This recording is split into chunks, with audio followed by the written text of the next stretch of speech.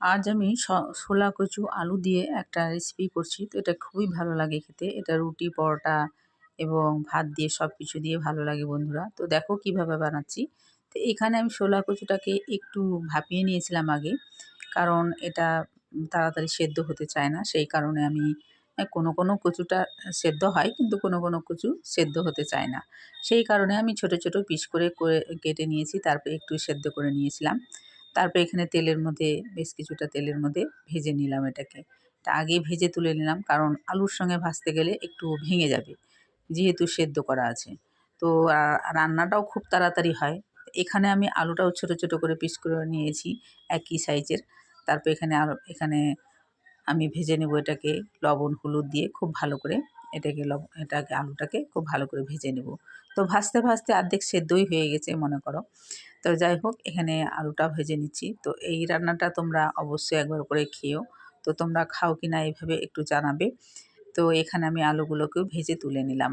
কারণ দুই ভাগে ভাজলাম, কারণ এখানে কচুটা বেশি সেদ্ধ হয়ে গেছিলো, আলুটা কম সেদ্ধ। সেজন্য আলুটার সঙ্গে ভাজতে গেলে একেবারেই কাদা হয়ে যেত। সেই কারণে এখানে আমি তেলের মধ্যে এলাচ, দারচিনি, তেজপাতা আর জিরে ফোড়ন আর একটা বড় সাইজের পেঁয়াজ কুচি দিয়ে দিয়েছি ফোড়নে। তারপর এখানে মশলাটা দিয়েছি। এখানে রসুন ছাড়া আদা, পেঁয়াজ, লঙ্কা বাটা আছে। তারপরে মশলাটাকে দিয়ে একটু টমেটো বাটা দিলাম। টমেটো বাটাটা দিয়ে লবণ হলুদ দিব। লবণ হলুদ দিয়ে খুব ভালো করে এটা মশলাটা আস্তে কষাবো, যাতে তেলটা একটু ছেড়ে আসে আর খুব ভালো করে কষানো যেন হয়ে যায়। তো এইভাবে তোমরা আবারও বলছি তোমাদেরকে, একবার করে খেয়ে দেখো। তো আমি কচু খেতে খুব ভালোবাসি। মনে করো যে কোনো কচু খুবই ভালো লাগে আমার। তো আমি এইভাবে করেছি। তো খুবই ভালো হয়েছে খেতে। তারপরে এখানে আমি আলুটাকে দিয়ে দিলাম। আলুটাকে দিয়ে বেশ কিছুক্ষণ এটাকে মাখো করবো আর কি।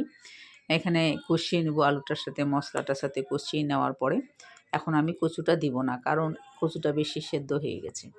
তো যাই হোক এখানে আমি জল দিয়ে দিলাম।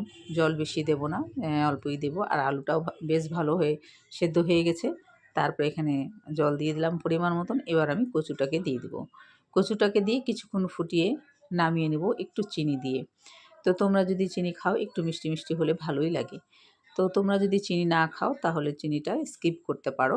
তারপরে এখানে ফুটিয়ে নেব আর একটু রসা নামিয়ে নেব, পরে একটু ঝোলটা টেনে নেবে। তো খেতে খুবই ভালো হয়। এইভাবে করে তোমরা খেও, আবারও তোমাদেরকে বলছি। তো যাই হোক এখানে আমি রান্নাটা করলাম। তো তোমাদের রান্নাটা কেমন লাগলো একটু জানাবে। যদি ভালো লেগে থাকে লাইক, শেয়ার, কমেন্ট করবে। আর কমেন্টে অবশ্যই জানাবে বন্ধুরা কেমন হয়েছে। আর নতুন বন্ধুদের কাছে অনুরোধ আমাকে একটু বন্ধু করে নিতে।